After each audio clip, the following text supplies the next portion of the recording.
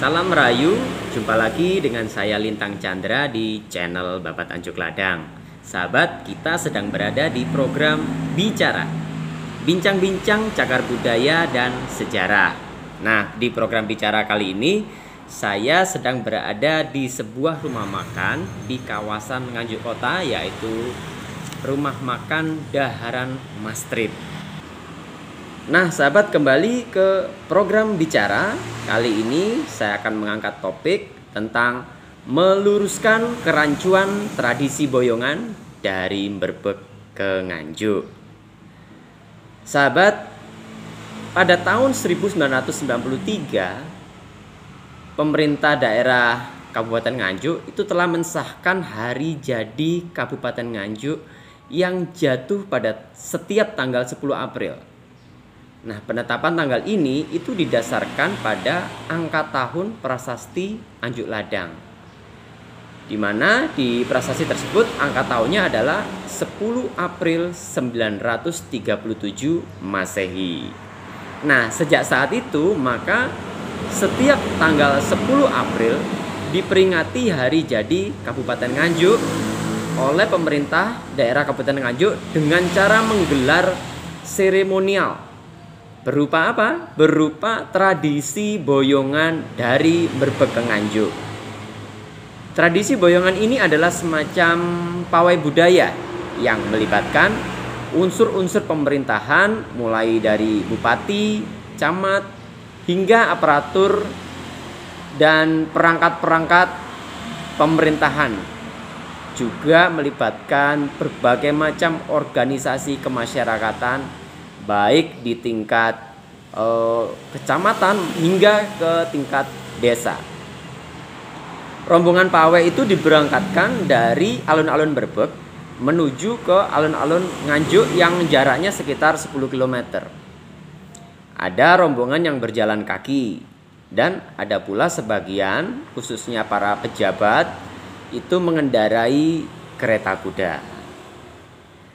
Tradisi boyongan dari Berbek ke Nganjuk ini sangat menarik untuk dikaji, karena jika ditilik dari keterangan prasasti Anjuk Ladang yang merupakan sumber utama dari penetapan hari jadi Kabupaten Nganjuk, ternyata tidak ditemukan adanya tradisi boyongan ini.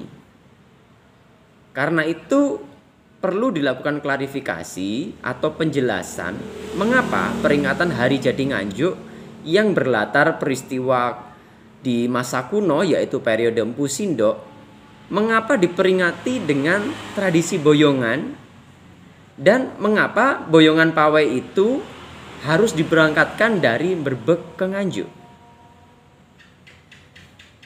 Apabila ini tidak dijelaskan, maka akan muncul kesimpang siuran di kalangan masyarakat, bahkan di kalangan pejabat Nganjuk itu sendiri.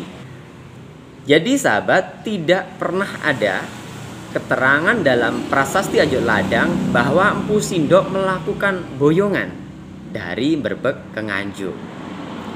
Tradisi boyongan dari Berbek ke Nganjuk itu sebenarnya adalah peringatan peristiwa perpindahan pusat pemerintahan yang awalnya berada di Berbek lalu dipindahkan ke Nganjuk.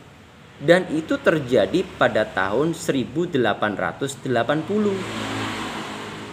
Peristiwa itu terjadi pada masa kepemimpinan Bupati Nganjuk, yaitu Raden Sosrokusumo III, atas instruksi dari pemerintah Hindia Belanda.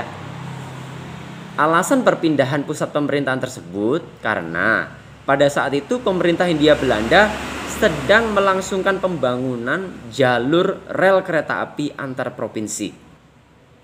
Jalur tersebut melintasi kota Nganjuk, tetapi tidak melintasi Berbek, karena Berbek terlalu jauh ke selatan lokasinya.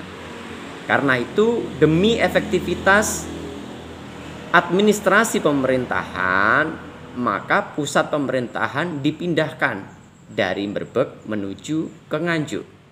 Jadi peristiwa boyongan Berbek ke Nganjuk ini murni soal tata administrasi pemerintahan. Peristiwa itu juga terjadi jauh sekali setelah era Empu Sindo. Selisihnya hampir 1000 tahun. Peristiwa Boyongan itu juga bukan peristiwa yang terjadi dalam waktu semalam. Ini adalah sebuah proses yang sangat panjang dan berlangsung, diawali perencanaannya itu secara matang sejak tahun 1874 dan baru dilaksanakan secara bertahap pada tahun 1880. Jadi perencanaannya saja itu memakan waktu 6 tahun.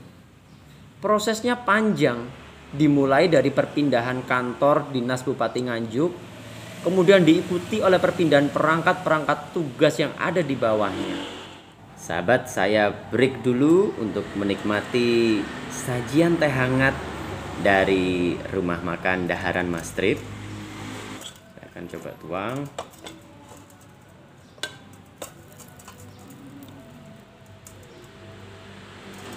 Iya. Kita diamkan dulu beberapa saat supaya agak merah, gulanya supaya larut.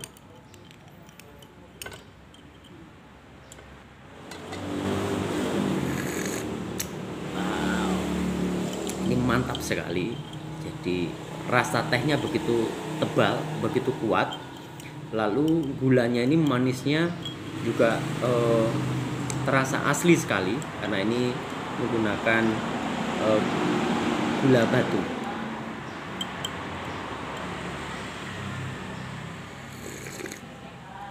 Ini sangat cocok untuk dinikmati bersama dengan keluarga dan dinikmati panas-panas seperti ini. Itu membuat inspirasi kita jadi keluar. Sejak pengesahan atau penetapan hari jadi Nganjuk tanggal 10 April, itu tradisi Boyongan sebenarnya sudah diganti sebutannya dengan istilah pawai alegoris.